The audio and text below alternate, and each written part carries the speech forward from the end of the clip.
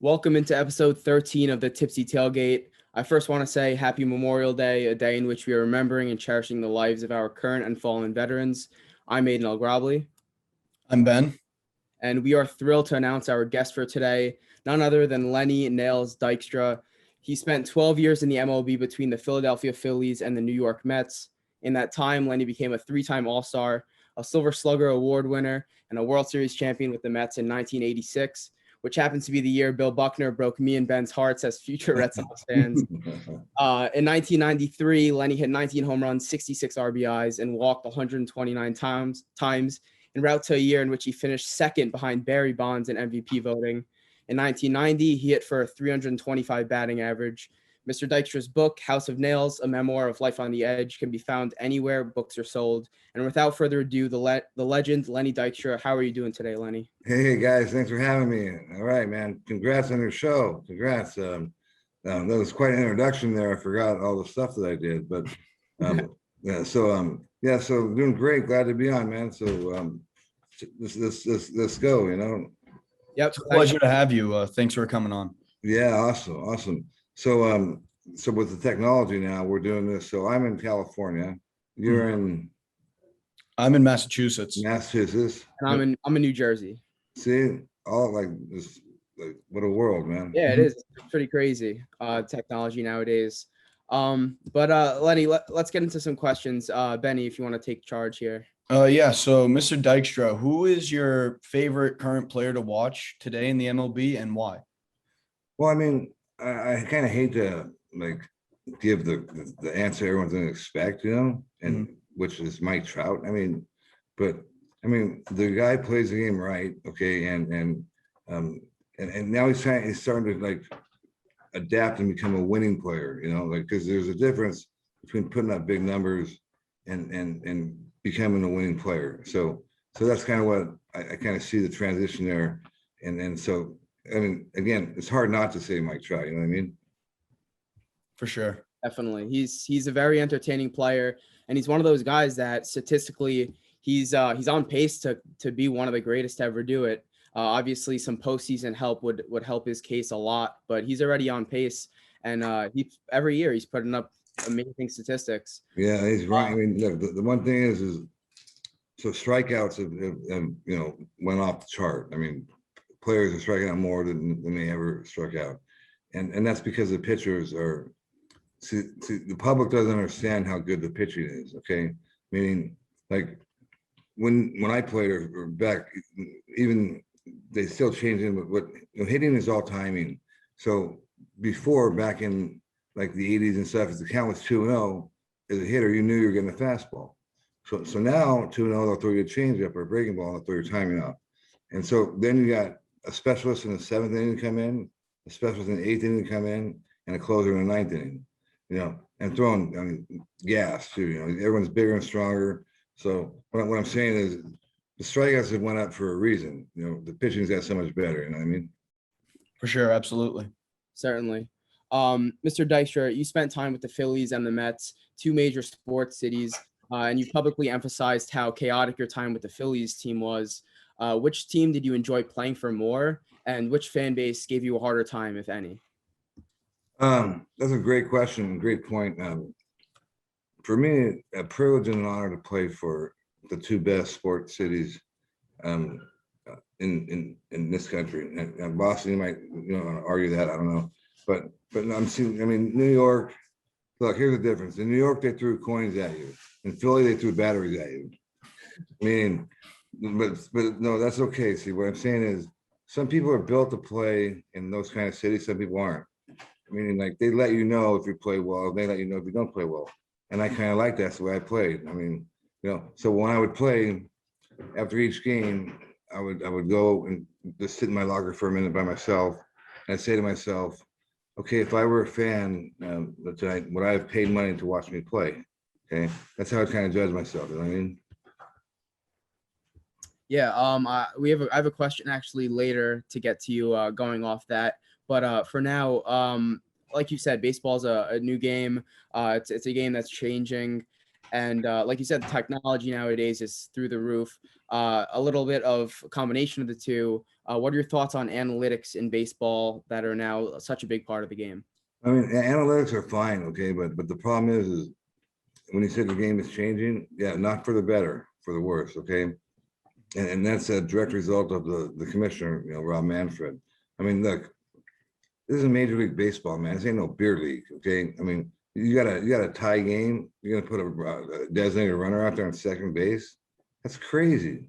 I mean, that's like crazy. I mean, double headers are playing 7 inning games. We had in the Little League, man. So what I'm saying is, I mean, I know they want to try to speed up games, whatever, but baseball right now is in big trouble. Okay.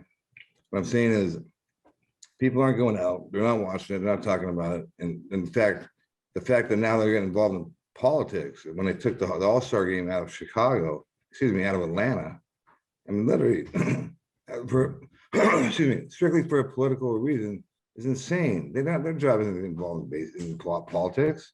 And so again, like I said, there's been some bad decisions made, and it's hurt the sport, Yeah, I definitely agree. For baseball purists, like I'm sure us three, putting a runner on second to start extra innings is something that I couldn't really get behind at all. How And could you? They do that in beer leagues, man. Softball, men's leagues. yeah, and it's kind of taken out a little bit of what baseball truly is. I mean, I played it my whole life, and it's a game that you have to grit it out throughout, and to kind of be awarded a runner on second for no reason. And it's really it's a thing that I haven't been able to get behind. No, and let me tell you something else though. Like some of the best games, like are extra inning games. I played in a 20 inning game. You guys are too young, but I played against Atlanta. Okay, we had 20 innings. I played a 20 inning game, meaning, but that's baseball though, man. Like grind it out, and like I said, some of the best games and like most memorable are them, kind of games. But putting a run on second base, that's like, I mean, the whole field hit the whole crowd, and everyone just kind of drops down, So I don't understand that rule at all, but whatever, man. Yeah, I agree. You hear all the time, baseball is the one game where there's no clock. You have to play it out and play it to the rules. And, I think that's kind of the beauty of baseball. But just another question here for you, Lenny. That's a good point, by the way. No clock. Good point. Do you think the MLB is warranted for being as strict as they are about Hall of Fame restrictions? For example, here on the podcast, we agree that Barry Bonds should be a Hall of Famer, even though that he has a history of steroid use. What are your thoughts on that? Well, let me be clear on that. Okay, on this area, I've been outspoken, and I have been very, very to the point where I've been literally ushered out of the Hall of Fame committee's office in Cooperstown, because, like I said to him, how in the hell can the 3 best players in the history of baseball — history is a big word, by the way — not be in the Hall of Fame? Okay, Barry Bonds, okay, Roger Clemens, and Pete Rose. Okay, now I understand that they made mistakes, but so did other people. Like, what's the threshold for someone to be bad enough? Because the other guys all took amphetamines. Meaning amphetamines were called greenies. They admit to it. We all know that. What about the guy that beats his wife? Okay, what about the guy that cheats on his wife? What is this? Is it about baseball, or is it about being a good guy? Now, if you want to have a good guy Hall of Fame, I'm all for it. Have one. But you can't get a little bit pregnant, okay? No, seriously, back serious. So where I'm going with that is, what's the threshold? What makes somebody bad enough where they can, like, you know what I mean? Like Roger Clemens, he beat the feds. I mean, he won this case. But again, like these reporters, and so the Hall of Fame committee is they've got to revamp it. You got a bunch of old geezers on there, and it's like everything else that's been changed. They have to change that too. That's the one thing they haven't changed, and that's why they don't like someone, they leave them off the Hall of Fame. It's insane. I mean, P. Rose, okay, he gambled, whatever, but this guy, let me tell you something. Let me let you guys know, and your listeners know. I got my first hit in Cincinnati, my first big league hit. Pete was still playing, player manager, so he's playing first base. So I get to first base, And Pete goes, "Congratulations, kid. You only have 4,000 to go to catch me." No, but so remember, to get 200 hits in one season is remarkable. This guy got 200 hits in 23 seasons. That's crazy. Crazy. Okay, now Roger Clemens, filthy, nasty. Didn't want. But now Bonds, okay, like here's how you define Barry Bonds, okay? The best player in history to ever put on a baseball uniform, the biggest in history to ever put on a baseball uniform. But it's not about being a dick. It's about being what you do on the field. So if you take his first 10 years in Pittsburgh, okay, when he's skinny, went on anything, his numbers are fifth best overall. Okay, so where I'm going with this is like because someone takes like look if they had steroids back then in Ty Cobb was this guy was the Ku Klux Klan member, dude. Meaning, but so again, I'm on this point hard and long because I want to know what the threshold is. What makes somebody bad enough? They don't have one. They just kind of like who they like, who they don't. So there's some problems there that need to be fixed. Yeah, I completely agree with that take. We've talked about this on the show, how, like you said, Pete Rose, Barry Bonds, these are like some of the best players, if not the greatest players that have ever played the game. And the fact that they're not in the Hall of Fame is something that doesn't make sense. We discussed this at length, that the I guess barometer for someone who should be in the Hall of Fame is, can you tell the story of MLB or baseball without mentioning these two guys? If you mention them, they deserve to be in the Hall of Fame. You can't mention or talk about baseball and not mention Barry Bonds' amazing years or Pete Rose untouchable hit record. And that's something we've talked about. But going off that, Justin Verlander was obviously, as an Astro now, was in the whole debacle with the trash can and the cheating that That's a joke, man.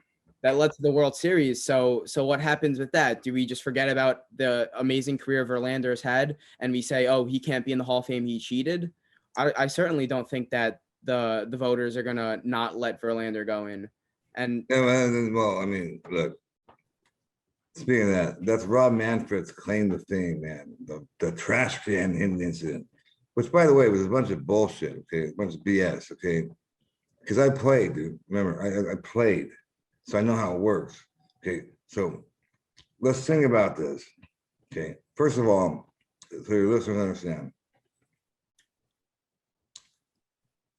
The catcher and the pitcher, they have a sequence, okay, and they change that sequence, okay, every so meaning the catcher puts down like 4 fingers. One, he'll put a 3 down, he'll put a 2 down, he'll put a 1, he'll do it. So now that guy in center field, supposedly that's zooming in, he's got to first of all pick up on their sequence, which you can't do. It's going to take him a few, maybe a lot of pitches, okay, but assuming he does, okay, now. He's got hitters in the box, right? Here's the box, and the catcher straight up. He's got to bang something or do something or call into the dugout. And someone hits a trash can, okay, and then you got to hit. So like, picture hitting like now, because remember, I played when players say they had the signs they'd be on second base, okay, and they cross me up one time because they'll cross you up. I'd say, don't ever give me the signs again. I don't want to hear anything because it mess with your mind. So can you imagine hitting, you're waiting, where's that trash can? Damn it, where's that trash can? I mean, it's ridiculous. It's crazy. It's impossible. And the fact that Rob Manfred made this like the Black Sox scandal, like some people have been stealing signs since the game started, man. You try, so what, they did a little advance, but they still, it's such a joke that and it's a shame. A lot of players got hurt. Like people lost their jobs, man. There's a lot. I mean, they blew this out to be something that wasn't. Okay, I mean, because it's physically impossible to them to say what happened. First of all, you got, like I said, you got to know how are you going to guess the signs, man? Like I said, these guys aren't stupid, especially playing the Astros, knowing they're sign stealers. They're coming out with a complex. When I say that, when I'm talking, so your listeners know, the catcher puts signs down, okay? So remember, so their sequence might be, okay, this round, this inning, we're gonna go first sign after 2. So he puts down 3, 1, then he puts down 2, and then he puts down 1, That's a fastball. But they're changing that all the time. See, so again, though, but even if they did get it, okay, he's got to get into that trash can. And there, as soon as that guy shakes, as soon as that guy says, okay, he's in his windup. So as a hitter, your mind, I don't know, it's crazy. Too much for me because I played and I know it's impossible. So, but the way Manfred made it look, it was like these guys were like, I mean, he took this so serious, and that's the things that he hadn't taken serious. I couldn't tell an on-deck hitter that, hey, you know what? I know I'm going to get hit this time. I own this guy. No, I couldn't say that because I might hit it at someone. Okay, I couldn't guarantee that. But see, when I say something after the swing, I can guarantee it's better bet on it, buddy. Okay, so like I said, that's a whole different situation, and one that's much bigger, and the one that the fans are paying the price for. But it's all coming down, bro. It's all coming down. That's why people don't like me a lot. They tell the truth, you know what I mean? Some people, like, I'm the last dude you want as an enemy. Trust me on that. Yeah, it's been very, very public how you tell the truth and you tell it how you see it, and not many people like that, like you said. So let's get into this next question. Current player Josh Donaldson, among others, have recently come out and said that he will release a whole catalog of pitchers who are cheating by using foreign substances to improve their pitches. Do you look at this as something similar to steroids for hitters? Also, was it a known advantage pitchers took back when you played? Oh, good point. I like that. Steroids for pitchers. Look, pitchers have been the same thing. They've been cheating okay, for instance, Mike Scott in '86, okay, the year that we beat the Astros this guy was filthy, dude. He was throwing a scuff ball, man. He was throwing it hard too. And that thing would literally, the bottom would drop out of it. So a lot of pitchers, I mean, look, when you're playing for a lot of money, okay, and which, you know, because money, if you think about it, money changes the way people think, okay, it makes you do things you don't really want to do or wouldn't normally do. So you're going to do whatever you have to get an edge, okay? So just like with steroids, until somebody until MLB clamped down on it, okay, like, what are you gonna do? Let the player next to you look at him, he's like a Greek statue, that let him make 30 million, and you go say, I'm a good guy, I'm not gonna do that, get fired, you get a real job, you make 20,000 or 30,000. It's just, it's not reality. So now drugs are out of baseball now, okay? That's for sure. Now you might have a fringe player that's, you know, on his way out, take a last shot, but what I'm saying for the most part, the players are now, they're not taking steroids, okay? Some get away with Adderall, they claim the ADD stuff, but that's even hard now. So the drugs have kind of left the building, which might be why it's so boring now. I mean, I'm joking. I don't advocate for drugs, but that being said, the pitchers, they're always going to try to cheat, okay? They're always going to try to cheat, you know, and hitters are going to try to cheat. You're always going to do whatever you have to do to try to succeed. It's a competitive game, man. You're playing for a lot of money, and there's a lot on the line. I agree. And to continue off of that, many believe that baseball has never been the same since the steroid era. And as a way to bring a similar effect to a clean league, they have implemented juice balls. How do you feel about juice balls? Do you think it's a real thing? How do you feel on that? Okay, another great point. So here's the deal. So check this.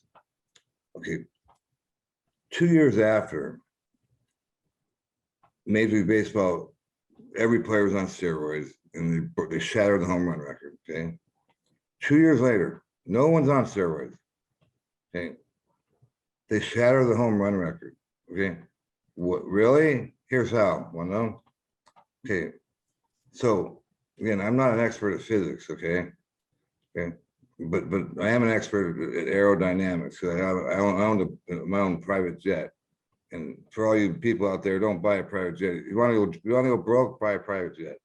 I mean, because, like, dude, I thought women were the most powerful thing in the world, so I bought my own plane. Wow, you talk about freedom, dude.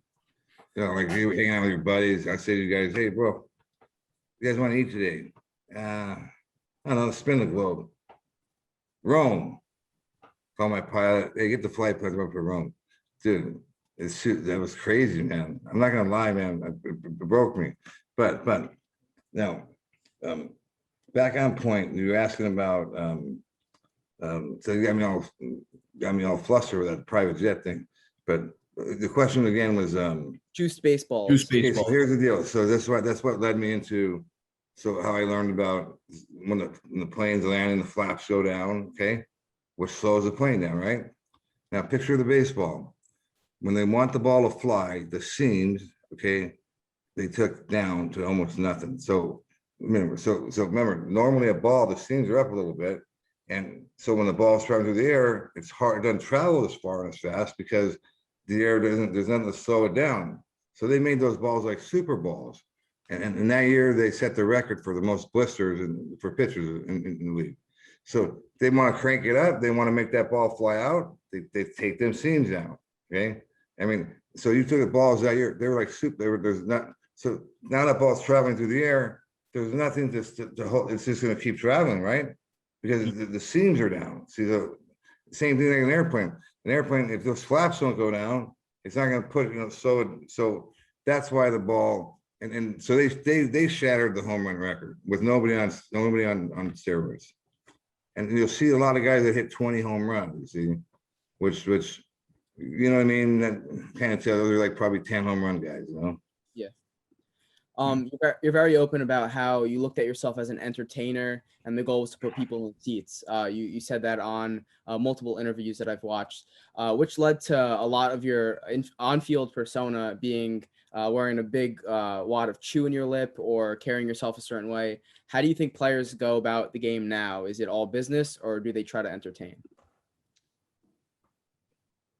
Well, a lot of them are pussies now, you know, the players, you know, like I see them talking to the other team now all the time. And, you know, like when we played, like you're talking to the other team, we're fighting.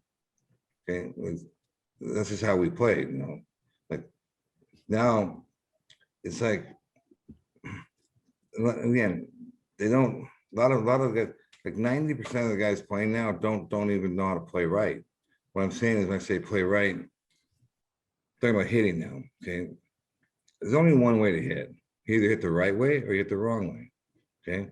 So when you see guys up there hacking and you know, get counts, you know, 1-0 and his right-hand hitter hits a foul ball over the first base dugout, what's he thinking about? Meaning, look, you get 3 strikes for a reason, okay? The game's hard, okay? Okay, so the first 2, why wouldn't you sit on one pitch in one area, okay, and keyhole, okay? Now, I'm not going to talk about bragging or tell you how good I am, but I'm going to tell you, I'm going to speak facts. Me, this little run, okay, 5'9", whatever, I led the league, okay, in hits, 2 separate years. I mean, next step up is God, okay? Only one guy can lead the league, right? Talking about leading the National League. So I did that 2 years. How did I do that? Not because I was the best hitter, because I figured out how to hit in over a duration of 162 games. Remember, the public doesn't really understand Major League Baseball. The schedule is rigorous, man. I mean, remember, it's 6 months of baseball. So if you don't have a game plan that you can stick to and that you believe in, okay, because what happens is you go for 4. Okay, now then you're over like 8. Now it's like, oh man, well, I'm doing something wrong. I'm trying to change things. Okay, so it wasn't until 1990 when I figured out. No one taught me. And by the way, the other thing is the coaches and stuff and all that. You're in the big leagues. Like I remember when I get called up to the big leagues. Like, okay, man, they're in the big leagues. They're gonna teach me all. I'm gonna learn. They're gonna tell me this, that. They don't tell you shit, dude. I mean, it's still baseball. Baseball. That's the thing. You know, like. It's just a bigger stadium, but it's still a game, baseball. Okay, so what I did is when I knew and I believed and I trusted that what I was doing each at bat would give me the best chance to succeed, I stuck with it. Okay, so meaning I wasn't second guessing myself. Because remember, the mind's a very powerful thing in baseball. is very mental, more mental than you think. Like Billy Bean wrote in his book about me. Okay, Moneyball. Okay, I mean, I'm sure you guys know what I'm talking about. Okay, Yep. so where I'm going with this is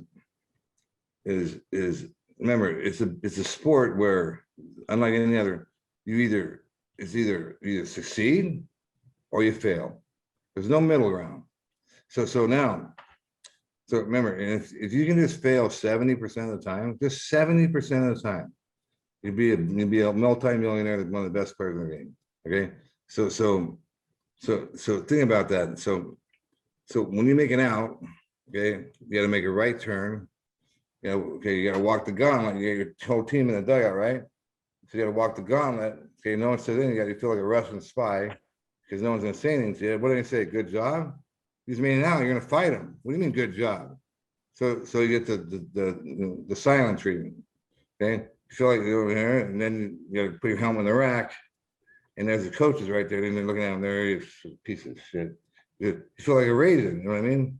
And the next guy up, like for instance, Kruk, I'd always see when I played with Kruk, this guy would get more blooping, broken bat hits than anybody I ever seen. But he blooped it in, high fives, greatest. It's all about results, like life. It's about results. So, but like I said, back in how to hit, any player that doesn't sit and take advantage of the fact that you get 3 strikes, okay, is just foolish. Meaning, so you should be keyholing and sitting in one area and one ball. And then when you get 2 strikes, obviously become defensive, okay? But again, the counts, okay? Like when you're down 2 runs in the 9th inning, if you see a guy swinging before taking a strike, he don't know how to play. You can't hit a 2-run homer, your job to get on base, okay? There's all kinds of stuff like that I get into that have changed, but more importantly is like 99% of the Major League Baseball players could be walking down the street right now, nobody would recognize them. Okay, when I say 99, maybe 90. Okay, that's a problem. Okay, meaning so. But listen, the pandemic hit, bad stuff, man. It was crazy, still crazy. And by the way, I want to wish everybody a happy Memorial Day too. I'm a big supporter of the troops. Unlike these left people on the left, I don't get Paul. I don't want to get their, Sleepy Joe, put you Xanax, put me in Xanax okay. But what it is, man. But support the troops, and these guys gave their lives for us, and that means something, okay? That means something. Playing baseball, that's making all this money is a gift, okay, and a blessing. And that's how I consider myself, And I've been through some rough times. Now listen, I always knew the right path, okay, without exception, but I never took it, okay. You know why? It was too damn hard, okay. So, but I was able to get away with that for a long time, okay. But it catches up to you, okay. So I paid. I did what I had to do, okay, and I'm back. But I'm going forward now. I don't live back there. I learn from it, okay. Okay, now I go forward, okay. Because if you don't have something to look forward to, if you don't have some hope, then you're done, okay. I think that's a really great, healthy attitude. And just another question here is we mentioned earlier that you were a part of the 1986 World Series winning New York Mets team. And I just have 2 quick questions here. One being, how was Bill Buckner's infamous play from your perspective? And what was it like to win the World Series? Great questions. I mean, because, okay, so check it out. So it's the 9th inning. We're losing 2-0. Okay. I mean, look, this is the big leagues. Okay. So to be able to come back and win, so I'm sitting on the bench next to Howard Johnson. Okay. He's our third. And I said to Hojo, Hojo, I can't believe we're gonna lose the World Series, And I'm looking at another dugout over there, by the way. I see Clemens drinking champagne. They're all drinking champagne. You know what I mean? And next thing you know, Carter gets a bloop. And there's another guy, Mitchell gets a hit, and then a bloop, another. And dude, before you knew it, It's crazy. Here comes the Mookster coming around third, and Wago, no mas, game over. Okay, now Buckner, just so you know, I'm sure you know, was never on the field in the ninth inning. Okay, McNamara took him out for defense, all year. Yep. Okay, because he's older. But see, what McNamara did is he let feelings get involved. See, when you let feelings get involved, okay, you make decisions you wouldn't normally make. Okay, so right, he had a great career. So McNamara's thinking is, I'll let him be on the field to win the World Series. Okay, well, the baseball gods came down and slapped him. Okay, so again, no, but it was crazy, dude. I mean, and then the seventh inning, I'll tell you this, honestly, I don't even remember. I mean, the seventh game, I don't even remember it, dude. I mean, I think at some point we were even losing, but we knew like the game, it was over. After that happened, it was over. You know what I mean? And so then the ticker tape parade was crazy. Of all the things that were the craziest, that was like going through New York. I mean, so that was, it's hard to put like words to what it felt like, you know what I mean? It's because remember, as a kid, and you watch this on TV, and like to actually be a part of it, I consider myself, blessed, and I'm grateful to be able to do that. And to me, that I don't take anything for granted. Okay, like every day above ground for me is a good day. Okay. Yeah, certainly. And we just want to wrap this one up with one last question for you. What's the legacy you, Lenny Dykstra, want to leave behind, both as a player and as a human? That's a great question. You guys got some good, real quick question. I can tell you guys are smart. Thank you. Yeah, I'm smart enough to know I'm not smart enough. How's that? Okay. See, smart enough to know I'm not smart enough. So as a player, I think I've done what I had to do on the field. Okay. I mean, the postseason, I was, that's where I excelled the most. So as a player, I'm very happy with what happened. I won a World Series and took another team to the World Series. Now, off the field, now, I've made a lot of mistakes. We all know about my flaws, okay, as a human being, but I'm not hiding from them, okay? I'm not, that's why I wrote my book, okay? Like, I've been asked to write a book for every year, but I wasn't ready to bring it all out. Meaning, if you're gonna do it, you gotta bring out the good, the bad, and the ugly. And trust me, there was a lot of ugly, okay? But you know what? I owned it, okay? And I owned it, and people appreciated that and respected me for that. Now, that doesn't make, I'm not proud of it, okay? But what I did is what I did. And I look back and like, I was young, and I'm 28, 9 years old, dude. I'm like a Greek statue, on the Jews. I got millions of dollars. I'm walking around like I got a 15-inch, you know what I mean? I mean, how could you not? But what I'm saying is, made some bad decisions, but you know what? I'm here today. It's all past me. Hopefully people can learn. And like I said, I give people hope. I tell people, that's not the right path. That's not the way you need to do it right.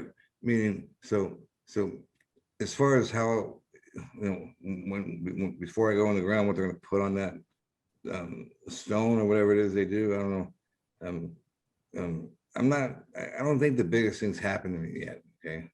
There's something bigger waiting. And that's why I get up every day, dude, because it's a thrill to kill. It's actually the truth, dude, because I got to take all kinds of pills. I got to do this, and but you're too young. You guys don't know. You guys have a long ways to go. But so as far as off the field, okay, is like I ended my book this way. Here's how I ended my book. And I wrote by the way, I wrote my book myself. Hardest thing I ever did, ever. Okay, because I had to cheat to pass English. Okay, so when it came to the end, it was the hardest part because I couldn't. Everyone usually writes their own bio and says, "I found Jesus, I found God, my life's great, this and that." Like same old story. So I said, I've been honest. Here's how I ended my book. In fact, let's go right to let me just get it for you. See the sign that cover right there?